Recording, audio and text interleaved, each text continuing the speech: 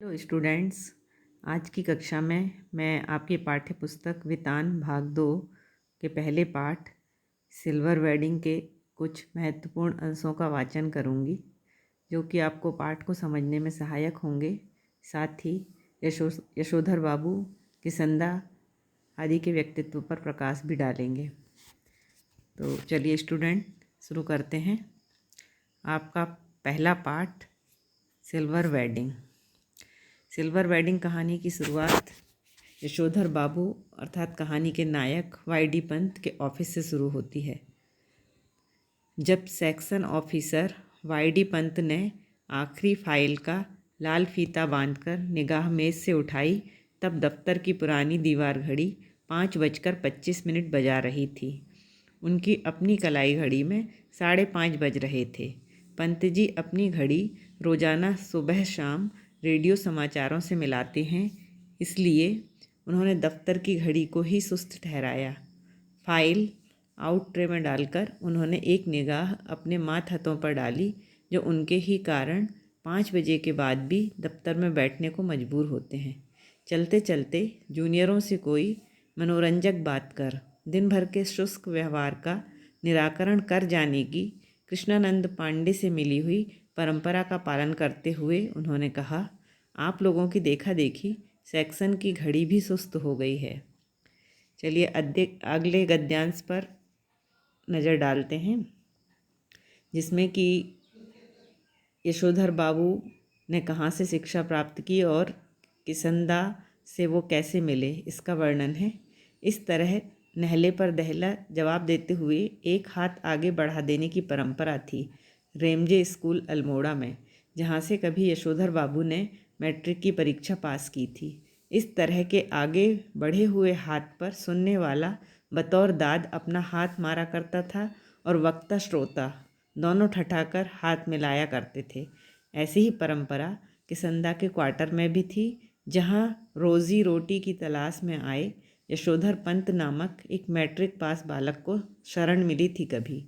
किसंदा कुंवारे थे और पहाड़ से आए हुए कितने ही लड़के ठीक ठिकाना होने से पहले उनके यहाँ रह जाते थे। मैस जैसी थी, मिलकर लाओ पकाओ खाओ।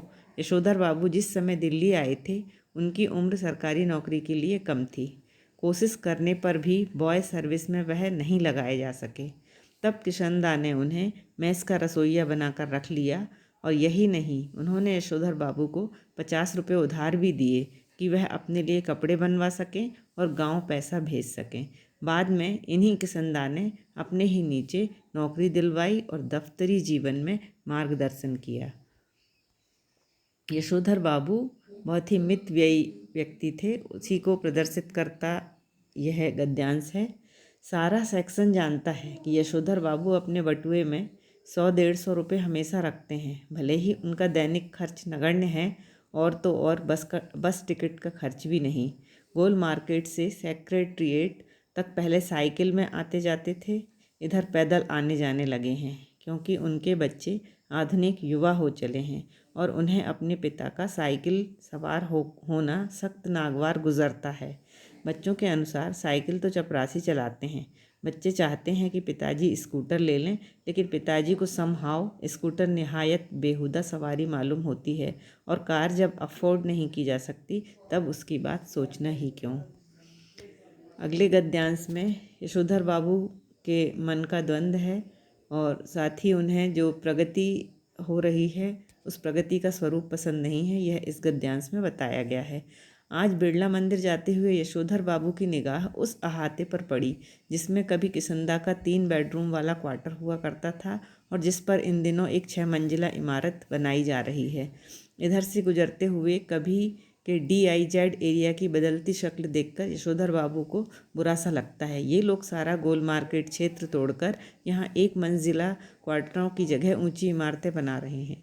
यशोधर बाबू को पता नहीं कि ये लोग ठीक कर रहे हैं कि गलत कर रहे हैं। उन्हें यह जरूर पता है कि उनकी यादों के गोल मार्केट के ढहाए जाने का गम मनाने के लिए उनका इस क्षेत्र में डटे रहना निहायत ज़रूरी है। उन्हें एंड्रयूगंज, लक्ष्मीबाई नगर, पंडारा रोड आदि नई बस्तियों में पद की गरिमा के अनुरूप D2 टाइप क्वार्टर मिलने की भी अच्छी खबर कई बार आई है, मगर हर बार उन्होंने गोल मार्केट छोड़ने से इनकार कर दिया है। जब उनका क्वार्टर टूटने का नंबर आया तब भी उन्होंने इसी क्षेत्र की इन बस्तियों में बचे हुए क्वार्टरों में एक अपने नाम अलाट करा लिया। पत्नी के यह पूछने पर कि जब यह भी टूट जाएगा तब क्या करोगे, उन्होंने कहा तब की तब देखी जाएगी, कहा और उसी तरह मुस्कुराए जिस तरह किशन दा यही फिक्रा कहकर मुस्कुराते थे।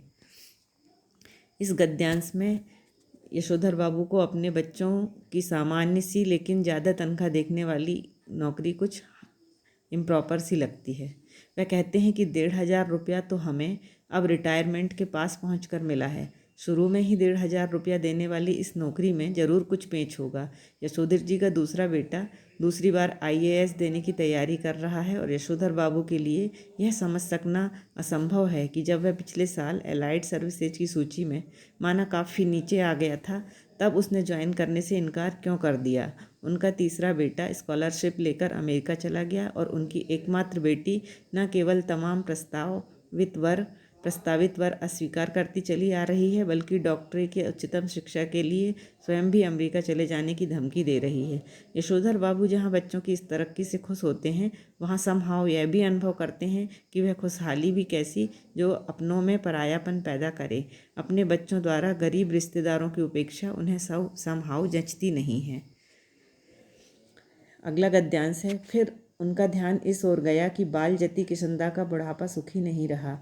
उसके तमाम साथियों ने हौस खास, ग्रीन पार्क, कैलाश कहीं न कहीं ज़मीन ली, मकान बनवाया, लेकिन उसने कभी भी इस ओर ध्यान नहीं दिया। रिटायर होने के 6 महीने बाद जब उसे क्वार्टर खाली करना पड़ा तब तो हद हो गई। उसके द्वारा उपकृत इतने सारे लोगों में से एक ने भी उसे अपने यहाँ रखने की पेशकश नहीं की। स्वयं यशोधर बाबू उसके सामने ऐसा कोई प्रस्ताव नहीं रख पाए क्योंकि उस समय तक उनकी शादी हो चुकी थी और उनके 2 कमरों के क्वार्टर में 3 परिवार रहा करते थे। किशनदा कुछ साल राजेंद्र नगर में किराए का क्वार्टर लेकर रहा और फिर अपने गाँव लौट गया, जहाँ साल भर बाद उसकी मृत्यु हो गई। ज़्यादा पेंशन भी नहीं खा सका बेचारा। विचित्र बात है कि उसे कोई बीमारी भी नहीं हुई, बस रिटायर होने के बाद मुरझाता सूखता ही चला गया। जब उसके एक बिरादर से मृत्यु का कारण पूछा तब उसने यशोधर बाबू को यही जवाब दिया, जो हुआ होगा, यानी पता नहीं क्या हुआ।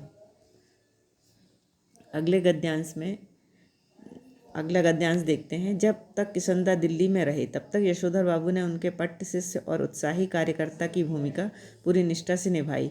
किशनदा के चले जाने के बाद उन्होंने उनकी कई परंपराओं को जीवित रखने की कोशिश की और इस कोशिश में पत्नी और बच्चों को नाराज किया। घर में होली गंवाना, जन्यों पुन्यों के दिन सब कुमाऊनियों को जनेऊ बदलने के लिए अपने घर आमंत्रित करना, रामलीला की तालीम के लिए क्वार्टर का एक कमरा दे देना, ये और ऐसे ही कई और काम यशोधर बाबू ने किशनदा से विरासत में लिए थे। उनकी पत्नी और बच्चों को इन आयोजनों पर होने वाला खर्च और इन आयोजनों में होने वाला शोर दोनों ही सख्त नापसंद थे। बदतर यही कि इन आयोजनों के लिए समाज में भी कोई उत्साह नहीं रह गया है। यशोधर बाबू अपने बच्चों से क्या चाहते थे वह इस गद्यांश में वर्णित है। यशोधर जी चाहते हैं कि उन्हें समाज का सम्मानित बुजुर्ग माना जाए, लेकिन जब समाज ही ना हो तो यह पद उन्हें क्यों कर मिले। यशोधर जी कहते हैं कि बच्चे मेरा आदर करें और उसी तरह हर बात में मुझसे सलाह लें जिस तरह मैं किशनदा से लिया करता था। यशोधर बाबू डेमोक्रेट बाबू हैं और हरगिज यह दुराग्रह नहीं करना चाहते कि बच्चे उनके कहे को पत्थर की लकीर समझें। लेकिन यह भी क्या हुआ कि पूछा न ताचा, जिसके मन में जैसा आया करता रहा। ग्रांटेड तुम्हारी नॉलेज ज़्यादा होगी, लेकिन एक्सपीरियंस का कोई सब्स्टिट्यूट ठहरा नहीं बेटा। मानो ना मानो, झूठे मुंह से सही, एक बार पूछ तो लिया करो। ऐसा कहते हैं यशोधर बाबू और बच्चे यही उत्तर देते हैं, बब्बा आप तो हद करते हैं, जो बात आप जानते ही नहीं आपसे क्यों पूछें। अगले गद्यांश में यशोधर बाबू के मन का द्वंद्व वर्णित है। यशोधर बाबू को यही समहाउ इम्प्रॉपर मालूम होता है कि उनका बेटा अपना वेतन उनके हाथ में नहीं रखे। यह सही है कि वेतन स्वयं बेटे के हाथ में नहीं आता, अकाउंट ट्रांसफ़र द्वारा बैंक में जाता है, लेकिन क्या बेटा बाप के साथ जॉइंट अकाउंट नहीं खोल सकता है था। झूठे मुंह से ही सही, एक बार ऐसा तो कहता। इस पर बेटे का अपने वेतन को अपना समझते हुए बार बार कहना कि यह काम मैं अपने पैसे से करने को कह रहा हूँ, आपके से नहीं जो आप नुक्ताचीनी करें। इस क्रम में बेटे ने पिता का यह क्वार्टर तक अपना बना लिया है। अपना वेतन अपने ढंग से वह इस घर पर खर्च कर रहा है। कभी कारपेट बिछवा रहा है, कभी पर्दे लगवा रहा है, कभी सोफ़ा आ रहा है, कभी डनलप वाला डबल बेड और सिंगार मेज, कभी टीवी, कभी फ्रिज। क्या हुआ यह? और ऐसा भी नहीं कहता कि लीजिए पिताजी, मैं आपके लिए यह टीवी ले आया। कहता यही है कि मेरा टीवी है, समझे, इसे कोई न छुआ करे। क्वार्टर ही उसका हो गया, यह अच्छी रही। अब इनका एक नौकर भी रखो घर में। इनका नौकर होगा तो इनके लिए ही होगा, हमारे लिए तो क्या होगा, ऐसा समझाते हैं यशोधर बाबू घरवाली को। काम सब अपने हाथ से ठीक होते हैं। नौकरों को सौंपा कारोबार चौपट हुआ, कहते हैं यशोधर बाबू। पत्नी सुनती है मगर नहीं सुनती, पर सुनकर अब चिढ़ती भी नहीं है। अगला गद्यांश है। यशोधर बाबू किसंदा से पूछ रहे थे कि जो हुआ होगा से आप कैसे मर गए। किसंदा कह रहे थे कि भाऊ, सभी जन इसी जो हुआ होगा से मरते हैं। गृहस्थ हों, ब्रह्मचारी हों, अमीर हों, गरीब हों, मरते जो हुआ होगा से ही हैं। हाँ हाँ, शुरू में और आखिर में सब अकेले ही होते हैं। अपना कोई नहीं ठहरा दुनिया में, बस अपना नियम अपना हुआ। और यह कहानी का अंतिम गद्यांश है, जिस बहुत ही मार्मिक। बेटी पिता का पाजामा कुर्ता उठा लाई कि इसे पहनकर गाउन पहने। थोड़ा सा नानुच करने के बाद यशोधर जी ने इस आग्रह की रक्षा की। गाउन का सैस कसते हुए उन्होंने कहा, अच्छा तो यह ठहरा ड्रेसिंग गाउन। उन्होंने कहा और उनकी आंखों की कोर में जरा सी नमी चमक गई। यह कहना मुश्किल है कि इस घड़ी उन्हें यह बात चुभ गई कि उनका बेटा जो यह कह रहा है कि आप सवेरे ड्रेसिंग गाउन पहनकर दूध लाने जाया करें, वह यह नहीं कह रहा कि दूध मैं ला दिया करूँगा, या कि इस गाउन को पहनकर उनके अंगों में वह किशंदा उतर आया है जिसकी मौत जो हुआ होगा से हुई।